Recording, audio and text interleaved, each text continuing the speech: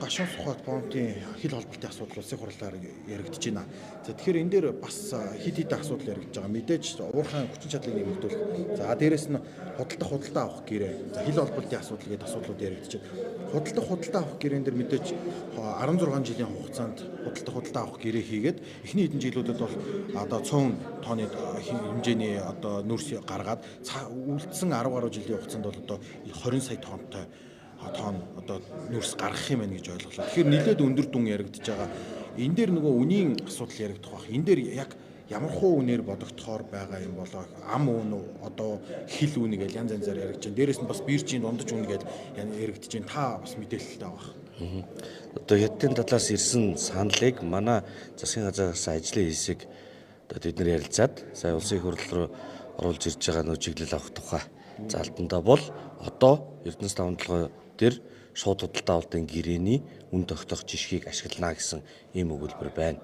Тэгээ энэ юу гэсэн үг вэ гэхээр одоо бол эхлээд нэг суур үн тохироод тэр дээр нэмэх нь тухайн сард улиралд одоо нүүрсний үн хэрхэн өөрчлөгдөж байна вэ гэдгийг хятадын дотоодын 5 үнийн их усүрийн мэдээг ашиглаж агаад тус үрийн тодорхой хэмжээгээр аваад жигэнсэн дүнгийн суур үн дээрээ нэмээд ингээд сар болгон нэмэгдээд хасагдаад явдаг гэсэн үг.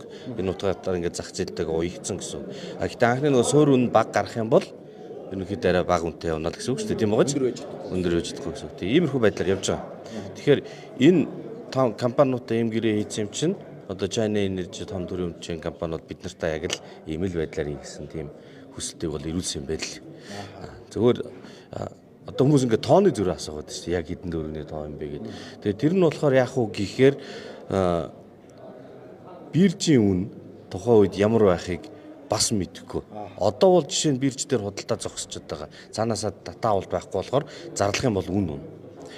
Сарын өмнө жишээ нь ямар байсан бэ гэж. Сарын өмнө бол бирж дээр зарагдж байгаа нүрс нэг $135 орчим нэг тонн нь хил нөхцлөөр.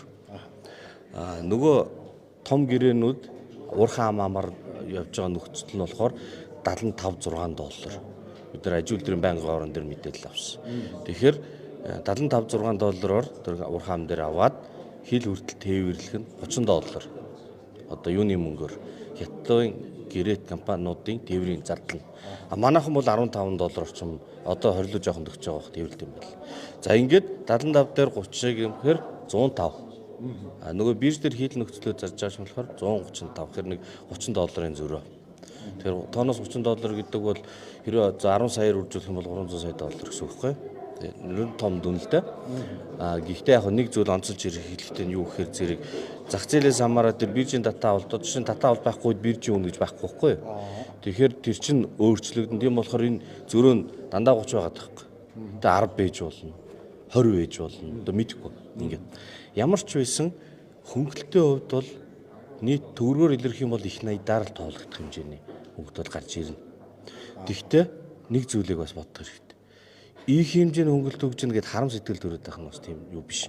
Ягаад гэвэл энэ эх жилүүдэд дэлхийн ертөнц хятад эдийн засгаас болоод нүүрс нь яаж дээш доош явахыг бид нар мэдэхгүй.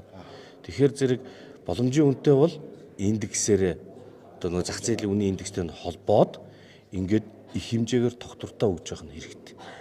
Ингэж өгөхдөө ерөөсөө л ганцхан энэ юм бэ гэдэг нөгөө биржээ хаажиж болохгүй. Өнгөрсөн 2 жил бирж бол хангалттай сайн ажилласан. Ил тод болсон. Одоо 400 гаруй компани бүртгэлтэй байна. Тэгэхээр хятад бас ганцхан худалдаа авах биш байхгүй юу? Дотроо маш олон тоглогчтой. Тэгэхээр том гэрээнүүд нь тэгээд явж илээ гэж бодъё. Нөгөө бирж нь бол нээлттэй шин тоглогчдыг оруулж ирэх боломжийг хангадаг. Гинт зах зээл дээр эрэлт өсөөд нүүрсний үн өсөхөд бид нар бирж дээрээсээ илүүц мөнгө хийж явах хэрэгтэй. Тэгэхээр энэ нь байх хэрэгтэй. Бирж хамаагүй савлж дээш доош унгахгүй доктортой гэрээ бас байдаг. Тэгээ байх л үл. Нэг анхааруулжтай нь юу гэхээр нэгэнт одоо ингээд бирж доктортой ажиллаж учраас нөгөө хятадын дотоодын 5 үнийн өөрчлөлтийг томьёог нь ашиглаж штэ бид нар. Тэр дээр нэмэх нь Монголын нэгэнт тогтсон биржийн индексийг. Тэгээд дээрэс нь бас хөндлөнгийн 3-40 улсын нүүрсний индексийн нөлөөг оруулж ирэх нь бол зохистой гэж үзэж байгаа. Тэгэхээр энийг бол хүлээж авах хэсгийг нь бол мэдэхгүй. Ямар ч байсан сая улсын хурлын чуулган дээр би саналаа хэллээ. Одоо ажлын хэсгээр нь бас хэлнэ, байнгын орон дээр оруулна. Тэгэхээр энэ ингээд хэрвээ явах юм бол цааталтаа одоо хилцээрд орох ёстой л гэсэн үг. Ийм бодолтой байна. Зүгээр анхаарамжтай юм нь юу гэхээр мэдээж Монгол улс их нүүрс экспортлох юм бол Монголын орлого нэмэгдэн. Тэр утгаараа хэрэгтэй. Анхаарамжтай нь болохоор зэрэг 20 сая тонн ч нь бол маш том дүн баггүй юу? Эрдэнэс 5-7 компани одоо энэ жил анх удаага 30 сая тонн нүүрс гаргачихна. Өнгөрсөн жил бол 18.5 байлоо да. Тэгэхээр 20 сая тонн гэдэг чинь одоо тэр компани зарж байгаа нүүрсний талаас их хүн гэсэн үг. Тэгэхээр хоёр зүйл. Нэгдүгээр ганцхан төрлийн коксцох нүүрс тийм их хэмжээгээр өгөх юм бол чадахгүй. Одоо худалдаа авахчтай худлаа харна. Дээрээс нь нөгөө сорчлно, мүлжинэ. Тэгэхээр зэрэг бусад төрлийн нүүрсээ орхиод авах юм бол уурхаан баялагаа хаягдвал. Тэгэхээр гэрээндээ бол 3 төрлийн нүүрс. Коксчих, сул коксч, эрчим хүчний аль алийг хамарна гэж оруулах хэрэгтэй. Дээрээс нь үнийг хөнгөлөлтөө өгж байгаа шүү дээ. Тэгэхээр хэрвээ одоо хятад улс маш их хэмжээний нүүрс Монголоос аваад одоо бол засгийн газраас ажлын хэсгийн танилцуулгахдаа 120 сая тонн Монгол улс экспорт хүрнэ гэдэг. Хэрвээ 120-ыг хятад улс авч явах юм бол 20 сая тонныг тэр нэг том гэрэлж авч явахд бол бас асуудалгүй хөнгөлөлтөө үнээр. Гэтэл эдийн засгаас болоод ямар нэг юмнаас болоод хятадын нүүрсний худалдаа авалт нь унаад одоо 40 болох юм уу мэдэхгүй 60 болох юм уу те 80 болох юм уу Монголоос авдаг хэмжээ шүү.